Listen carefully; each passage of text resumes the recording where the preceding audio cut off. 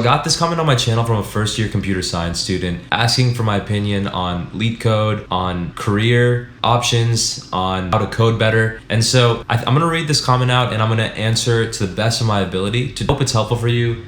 Mohit, I hope I'm pronouncing your name correctly too. I hope this is useful for you. I really am gonna try to make this as useful as possible. And so yeah, let's jump into it. So you say, "Hi Rishi, I'm a first year college student from India studying software development.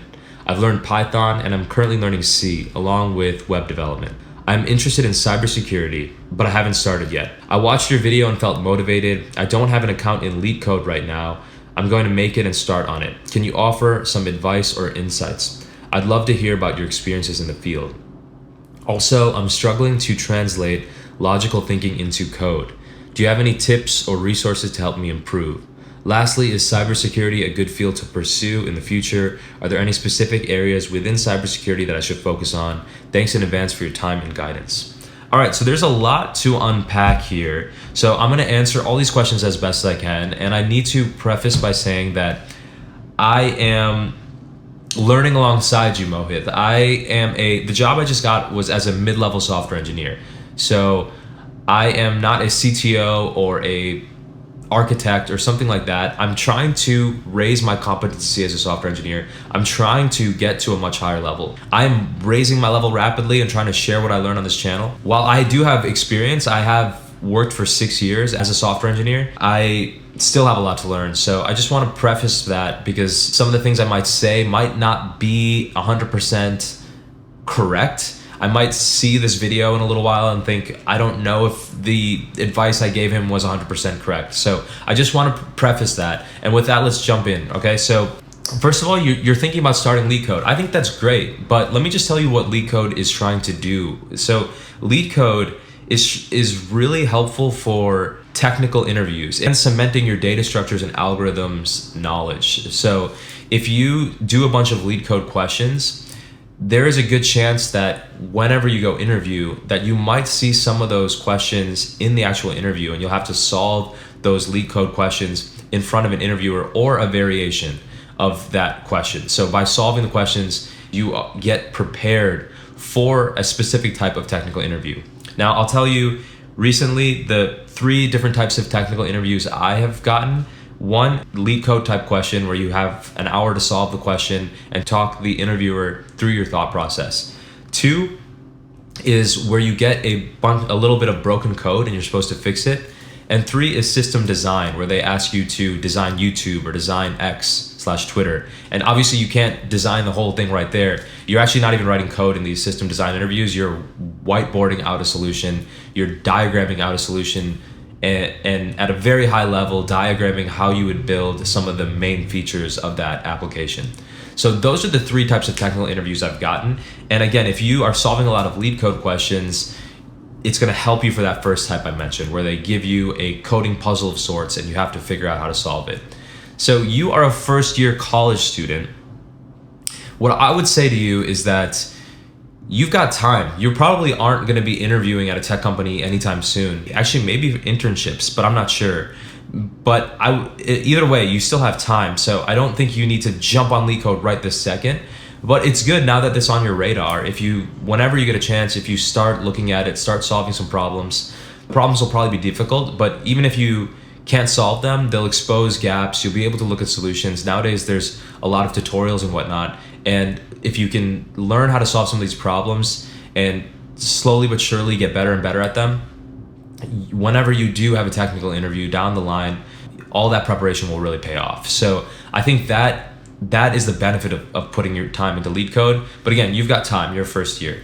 Let's see what else you got. Let's go into this one. You're struggling to translate logical thinking into code. Me too. I mean, it's software engineering, writing code, it's a craft. Sometimes we have ideas in our brain on how we want to solve a problem, but we can't get the computer to do what we want. We can't write the code to get it to do what we want. And we have to keep trying until we can, or think of alternate solutions to the problem. One piece of advice I do have here is that, at least when I was first starting coding about 7 years ago, something that I would do is I would say to myself, I'm not getting up from my desk, until I solved this problem. And I think that was good in some ways. It was resilient in some ways, but a lot of times I would end up just hitting this problem with stale ideas, and it would have been a lot better for me to just get up, do something else, ideally do something healthy, and come back with fresh ideas. So now if I'm stuck at a problem for a little while, I will go try to do something healthy. I'll go take a cold shower, healthy meals if I can. I'll go for a walk. I'll maybe make a cup of tea. I'll try to do something that's non-digital, a non-digital break. And I'm not perfect. Sometimes I still mess up and scroll on social media or browse the web sometimes. But I really try to make sure that if I'm taking a break, especially between coding, I go and do something healthy. And then usually what happens is I come back with fresh ideas. Maybe sometimes even it takes till the next day until I can come back with a fresh perspective to solve that problem.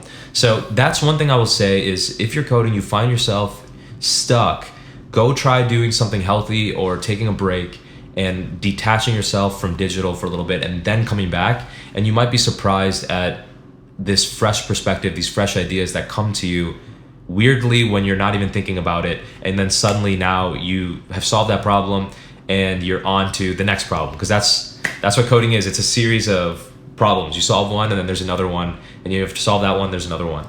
So anyway, that's something I would say, and I hope that is helpful. It's something I do now, and it not only makes me a more productive software engineer, it also makes coding a lot more fun. And this is important because not all coding time is created equal. There are going to be times where your mind is very sharp and you're going to be able to cut through a lot of code, and there's going to be times when your mind is tired and you're not able to code as well. And so just spending a bunch of mindless hours is not what you want to do. Ideally, you want to code when you're focused. If you feel like your focus is dropping, go do something to recharge and then come back at it. So all right, let's go to your next question. Are there any specific areas within cybersecurity that you should focus on? I actually don't have experience in cybersecurity. My whole software experience so far has been in full stack web development. So I'm not gonna opine on cybersecurity, but from what I know, I guess I am doing it right now. From what I know, it seems as if cybersecurity is going to be very useful. As I'm speaking as somebody who doesn't have direct cybersecurity experience, it does seem like a very, very useful field that I imagine is just going to grow and grow. So if you're interested in that, I would say go for it. And let's see what else we got here. Okay, you want to hear about my experiences in the field? I think I'm going to pass on that question for now, because I'm going to end up just talking about my experience for a super long time. I think I'm going to hold off on that question for now, but I do hope this video was useful for you, Mohit. Thank you for commenting on my channel, and appreciate you being interested in my opinion. So anyway, hope you enjoyed this video. For anybody who watched, if you did, leave me a thumbs up, and I will talk to y'all on the next one.